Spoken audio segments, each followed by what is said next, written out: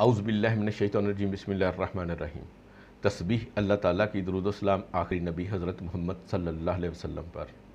میں رائے عابد علی کھرل راست نقطہ کے فورم سے حاضر خدمت، میرے دیکھنے اور سننے والوں کو سلام۔ آج کا ہمارا موضوع ہے کہ ہم نے غیر منقولہ جائیداد خریدی، کیا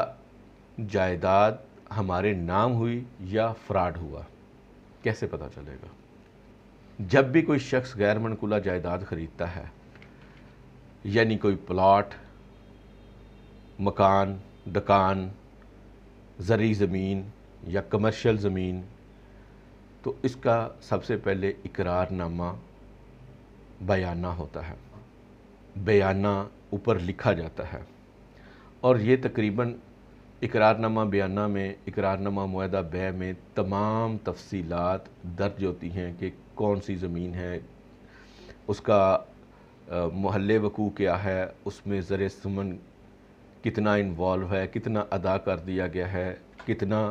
ادا کرنا باقی ہے، کب کیا جائے گا، مدت کیا ہے اس کے اندر جو اس کو کمپلیٹ ہونا ہے، کس کی کیا ذمہ داری ہے۔ اقرار نامہ معاہدہ بیع یا اقرار نامہ بیانہ کا مقصد یہ ہوتا ہے کہ کون سی مقررہ شرائط ہیں جن کے اوپر عمل کر کے مالکانہ حقوق اور قبضہ خریدار کو منتقل کیا جائے گا۔ یہ ہمیں یاد رکھنا چاہیے کہ اقرار نامہ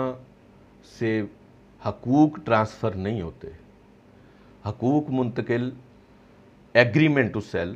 یعنی کہ بیع نامہ سے ہوتے ہیں۔ تو ہمیں کیسے پتہ چلے گا کہ ہم نے ایک غیر منقولہ جائیداد خرید لی ہے اور پراپرٹی ڈیلر نے یا فروخت کرنے والے نے کہہ دیا ہے کہ ہم آپ کو کاغذات تیار کر کے دے رہے ہیں، اور جو کاغذات ہم اپنی جائیداد کے مالکانہ حقوق کے حوالے سے بڑے سنبھال کے رکھ رہے ہیں، ان کو اندر تہہ خانے میں چھپا کے رکھ رہے ہیں، کیا وہ کاغذات، کیا وہ دستاویزات ہماری جائیداد کی مالکانہ حقوق سے متعلقہ ہیں بھی یا نہیں ہیں؟ کیا ان کی اہمیت ہماری پراپرٹی سے متعلقہ ہے بھی یا نہیں ہے؟ اس سلسلے میں اگر چند چیزوں کو مد نظر رکھ لیا جائے تو یقیناً ہم دھوکے سے بچ سکتے ہیں۔ اس حوالے سے میں 1 2 3 کر کے چیزیں بتا دیتا ہوں، اور میری کوشش ہے کہ سلائیڈ کی صورت میں آپ کے سامنے وہ چلا بھی دی جائے۔ نمبر 1،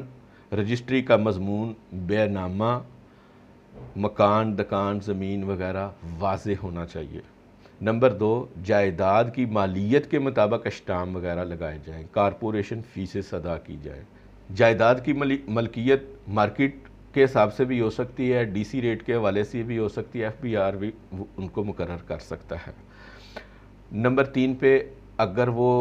کینٹ کی جائیداد ہے تو کینٹ بورڈ کی فیس ادا کرنی ہوتی ہے اور اس کی مہر لگانی ہوتی ہے، اور اگر یہ ٹی ایم اے ہو تو ٹی ایم اے کی باقاعدہ فیس ادا کرنی ہوتی ہے، جہاں پہ ٹی ایم اے نہیں ہوتا وہاں پہ میونسپیلٹی ہوتی ہے تو وہاں کی مہر لگانی یعنی کہ فیس ادا کر کے مہر لگوانی ضروری ہوتی ہے۔ نمبر 4، جو جائیداد آپ خرید رہے ہیں اس کا باقاعدہ ایف بی آر میں ٹیکس جمع کروانا چاہیے،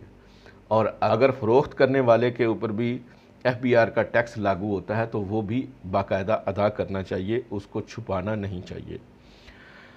نمبر 5، یہ واضح ہونا چاہیے کہ زر ثمن مکمل طور پر ادا کر دیا گیا ہے۔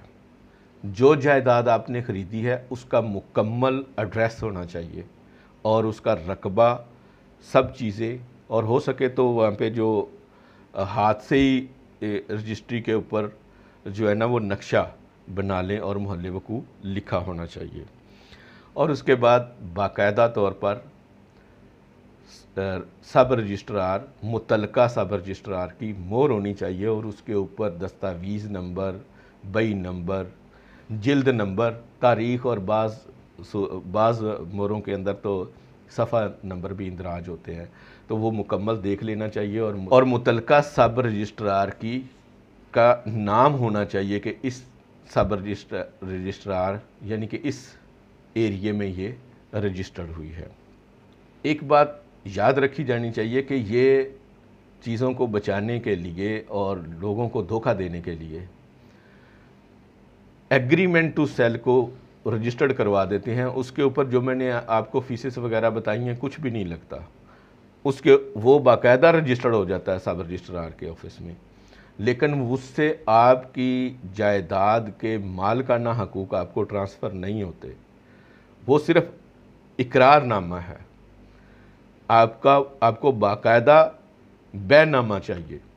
اس کے لیے آپ کو یہ دیکھنا ہے کہ تمام سرکاری فیسز باقاعدہ ادا کی ہوں۔